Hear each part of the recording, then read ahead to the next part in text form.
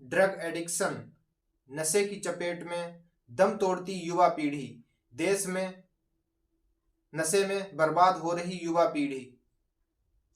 लोग सेहत, पैसा और प्रतिष्ठा दांव पर लगा रहे हैं।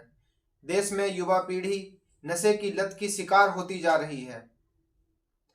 नशाखोरी के शिकार हुए युवा अपने साथ अपने परिवार के लिए भी मुसीबत बन रहे हैं।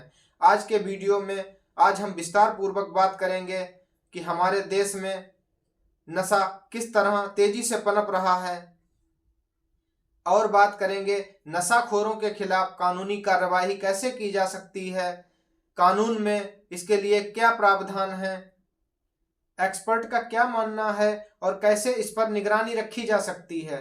वीडियो को शुरू करने से पहले अभी तक आपने हमारे YouTube चैनल को सब्सक्राइब नहीं कर रखा है तो सब्सक्राइब कर लें, बेल आइकॉन को प्रेस करके नोटिफिकेशन को ऑल पर सिलेक्ट कर लें। होली से पहले पकड़ी गई ड्रग्स से पता चलता है कि हमारा देश किस तरह नशे का शिकार हो चुका है, हमारे देश का युवा किस तरह नशे से लड़खड़ा रहा है। कुछ पर्वों पर तो शराब, गांजा, भांग आदि जैसे नशीले पदार्थों को जन्मसिद्ध अधिकार मान लिया गया है। नशीले पदार्थों के सेवन से किस तरह आपराधिक गतिविधियों का इजाफा हो रहा है।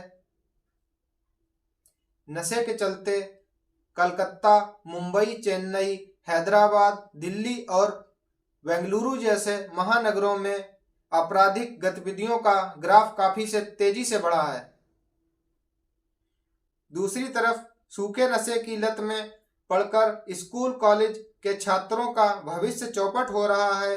पिछले कुछ माह में मुंबई नारकोटिक्स इकाई ने ताबड़तोड़ छापेमारी कर बड़ी मात्रा में चरस, कोकीन, गांजा, स्मैक की खेप बरामद की है। देश में बड़े पैमाने पर ड्रग्स तस्करी का कारोबार हो रहा है। बड़े बड़े रिसोर्ट, पिकनिक स्पॉट, मुख्य सड़कों के आसपास, ढाबों और स्कूल कॉलेजों परिसर के आसपास इसकी आपूर्ति ज्यादा होती है। आंकड़ों की माने तो नशे का सेवन करने वाले 18 से 35 वर्ष तक के युवाओं की संख्या सर्वाधिक है।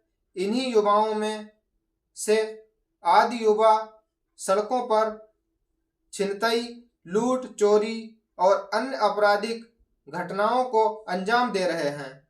बहुत से युवाओं की इन बुरी आदतों की वजह से उनके परिवार बर्बादी की कगार पर आ गए हैं।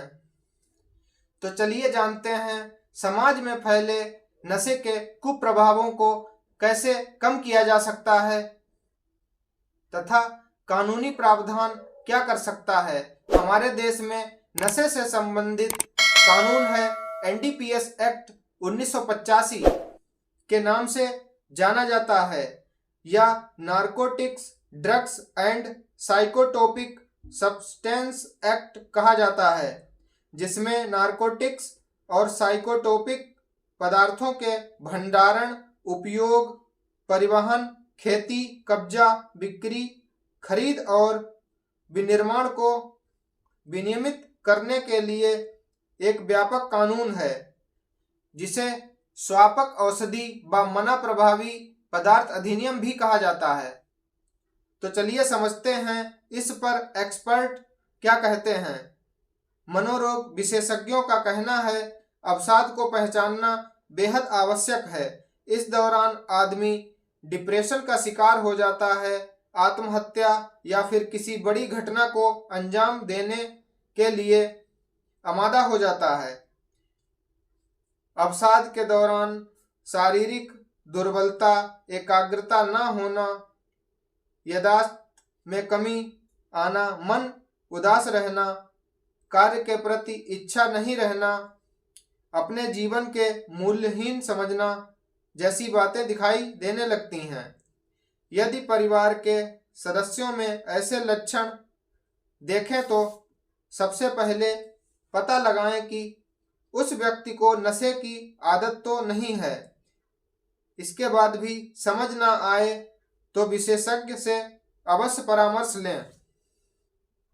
समाज में नशे के प्रभाव को कम करने के लिए आप सबका भी दायित्व बनता है, अगर आपके आसपास कहीं नशाखोरी अधिक होती है या नशीले पदार्थों की बिक्री होती है तो आप अपने संबंधित थाने पर सूचित करके उन लोगों के खिलाफ कानूनी कार्रवाई कर सकते हैं।